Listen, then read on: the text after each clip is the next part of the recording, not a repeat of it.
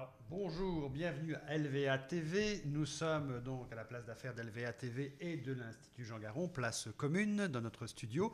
Nous recevons ce matin Doug Buckingham, directeur général du CAPI, l'ICPA, Institut canadien des politiques agroalimentaires. Bonjour, Monsieur Buckingham. Bonjour, ça fait grand plaisir d'être à Québec. Alors, nous sommes très heureux d'inaugurer en plus notre tout nouveau studio.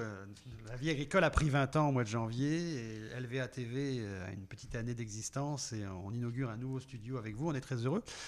Vous êtes à Québec de passage. Vous allez nous parler un petit peu. La première chose, on veut savoir un peu au Québec. Tout le monde ne sait pas qu'est-ce que c'est que le CAPI ou l'ICPA. Et quelle est exactement votre mission dans le domaine agricole? Oui, c'est une bonne question.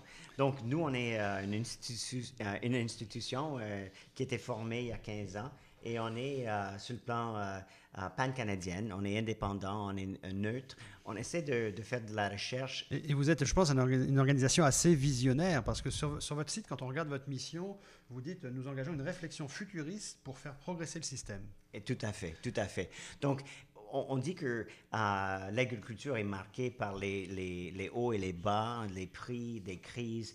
Quels sont des pansements, des pensées indépendants on peut mettre sur la table pour les hommes politiques. Là, vous êtes une institution indépendante. Oui. Vous avez dans votre financement en fait, des aides du ministère de l'Agriculture en Alberta, en Ontario, également de FCC. Oui. Est-ce que vous êtes attaché à l'université? Vous êtes complètement indépendant? On est complètement indépendant. On a été formé en 2004 et avec une vision des gouvernements canadiens. C'est un Québécois d'ailleurs qui est à l'origine. Oui, tout à fait. Monsieur Gaétan Loussier, je pense. Oui, tout à fait. Gaétan Loussier. Dans votre actualité récente, d'ailleurs on a publié il y a quelques jours une opinion qui venait du CAPI, vous parlez des changements climatiques et vous soulignez dans cette opinion, on a relevé, vous disiez que les agriculteurs stockent depuis 1990 par année 7 millions en fait, de tonnes équivalent en CO2. Oui. Puis vous semblez dire, dans l'opinion que vous avez dégagée, que malgré tout on les voit encore comme des pollueurs. Oui, justement, il y a une question d'image. Est-ce qu'ils sont trop diabolisés selon vous? En fin de compte, moi, je trouve qu'on a divisé cette question en perspective urbaine et perspective rurale. Et en fait, on veut une taxe de carbone qui va diminuer des émissions. Mais en fin de compte, le secteur agricole a la possibilité de séquestrer de charbon. C'est pas pour tout le monde, c'est pas tous les secteurs qui ont cette capacité. Et c'est la raison pour laquelle on veut que ça soit vraiment dans le vue public, que l'agriculture fait partie de la solution. Donc, vous êtes une sorte d'organisation d'influence politique aussi. Quel est le rôle que vous pouvez jouer sur les gouvernements pour changer ça, en fait? Bien, on veut que la politique possible, la vision, le futur, soit basée sur la science.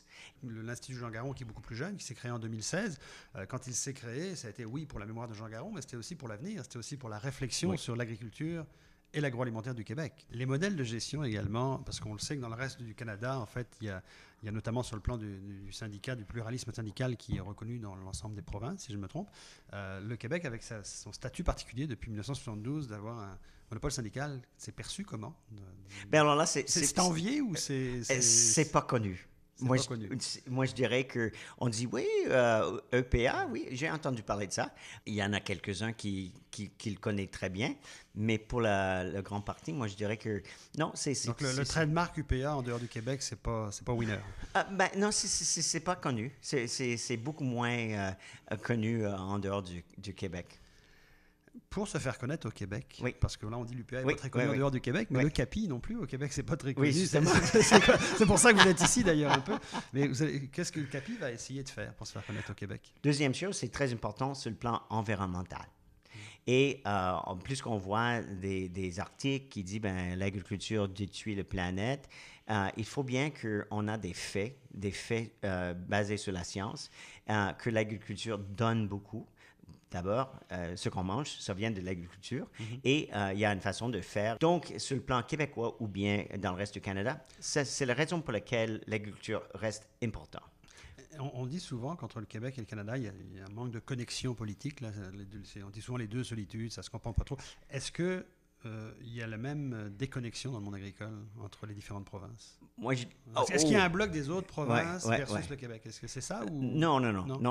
Moi, je dirais que c'est plutôt tout le monde sait très bien ce qu'il fait. mais pas très bien sur les enfants. Justement, pour terminer l'entrevue, moi j'aimerais ça. Il y a deux angles, j'ai cru voir dans, Oui. dans votre définition, là, les Oui. défis majeurs du Canada. Oui. Puis les deux angles que vous avez choisis, défi 1, le Canada dans un contexte mondial multipolaire, Oui. et défi 2, atténuation des changements climatiques, adaptation associée. Donc en fait, vous avez deux visions là, pour 2020 et les années qui viennent. Oui. Bon, Oui. les changements climatiques, je pense qu'on l'avait un peu d'ailleurs compris dans l'aspect de votre opinion publiée cette Oui. semaine.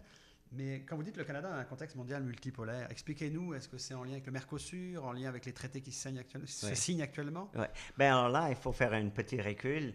Dans les 25 ans qui viennent se passer, on avait le NAFTA à l'INA et on avait le OMC. Et pour le moment, on n'est pas sûr ce qu'on a.